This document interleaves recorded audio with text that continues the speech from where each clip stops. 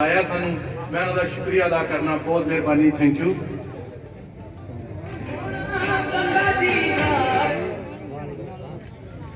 साढ़े लुधियाने दे विच ना जी शोर पिया होया साढ़े मुतलक काफी छोड़ देना साढ़े लुधियाने शोर पिया जी साढ़े मुतलक काफी ज्यादा। जिथे लुधियाने च इकट्ठ हुंदा उत्थे बकायदा किया जांदा जी असां इन्हां नूं पार्टी चों कढ दित्ता है, कढ दित्ता है, कढ दित्ता है। ये काफी दफा सुनिया कढ दित्ता है।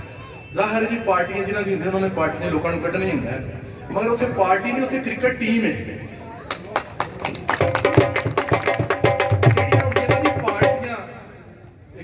ਜਿਹੜੀਆਂ ਹੁੰਦੀਆਂ ਨੇ ਜੀ ਪਾਰਟੀਆਂ 'ਚ ਸਿਲੈਕਸ਼ਨ ਨਹੀਂ ਹੁੰਦੀ, ਪਾਰਟੀਆਂ 'ਚ ਦੋਸਤ, ਉਹਨਾਂ ਦੇ ਸਾਥੀ, ਪਾਰਟੀਆਂ ਦੇ ਲੋਕ, ਉਹ ਪਾਰਟੀਆਂ ਹੁੰਦੇ ਨੇ। ਕ੍ਰਿਕਟ ਟੀਮ 'ਚ ਸਿਲੈਕਸ਼ਨ ਹੁੰਦੀ ਹੈ।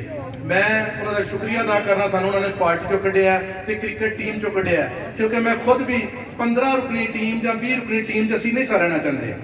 ਅਸੀਂ ਇੱਕ ਪਾਰਟੀ 'ਚ ਰਹਿਣਾ ਚਾਹੁੰਦੇ ਸਾਂ, ਪਾਰਟੀ ਜਿਹੜੀ ਉਹਦੇ ਵਿੱਚ ਸ਼ਾਮਲ ਹੋਣਾ ਚਾਹੁੰਦੇ ਸਾਂ। ਅਸੀਂ ਹਾਜੀ ਮਾਨਲਾ ਸਾਹਿਬ ਦੇ ਗਰੁੱਪ ਵਿੱਚ ਮੁਸਲਿਮ ਨੂਨ ਚਾਹਣਾ ਚਾਹੁੰਦੇ ਸਾਂ। ਸਾਡੇ ਤੇ ਬੜੇ ਇਲਜ਼ਾਮਾਤ ਲਾਏ ਜਾਂਦੇ ਨੇ ਜੀ, ਅਸਾਂ ਵੋਟ ਹਾਜੀ ਮਾਨਲਾ ਨੂੰ ਦਿੱਤੇ ਨੇ ਜੀ, ਬਿਰਕ ਸਾਹਿਬ ਨੂੰ ਵੋਟ ਦਿੱਤੇ ਨੇ ਜੀ।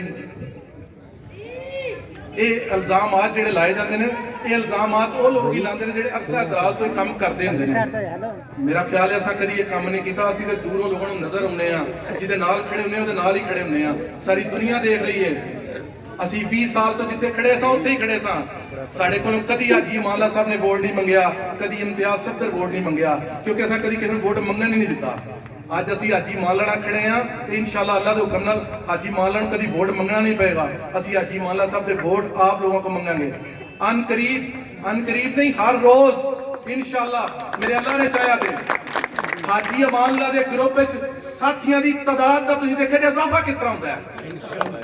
तुसीं देखोगे लुधियाने च लोग हाजी मानला नूं मिलण वास्ते कदी मेरा, कदी इमरान बड़ाई दा, कदी राणा साकब साहब दा, कदी राणा आजम साहब दा, कदी हाजी अहमद साहब दा, कदी राणा इकबाल साहब दा, कदी नईम बड़ाई दा, कदी जाफर फाड़ दा, कदी मंजूर अल मनान दा ते कदी बाऊ रहमत।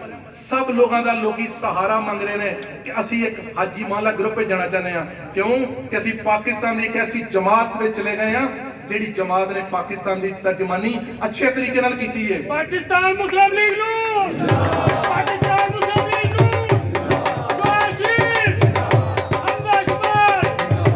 असी समझने नवाज शरीफ ही इस पाकिस्तान नूं बचाने वाला ते नवाज शरीफ ही इस पाकिस्तान नूं के लेके जाने वाला है।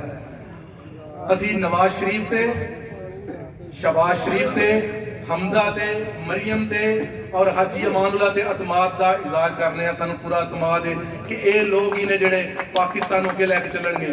और मैं आखिर एक गल कहना चाहना वा कि जेडे लोग, जिन्हां लोगों दी अपनी जमातां नहीं हुंदियां, वो साढ़े जैसे लोगों को आंदे ने कि तुहानू जमात चों कढ़ता है, तुहानू जमात चों कढ़ता है। पहले अपनी जमातां ते क्लीयर कर लो कि तुसी लोग किहड़ियां जमातां चो। बहुत मेहरबानी, अस्सलाम वालेकुम।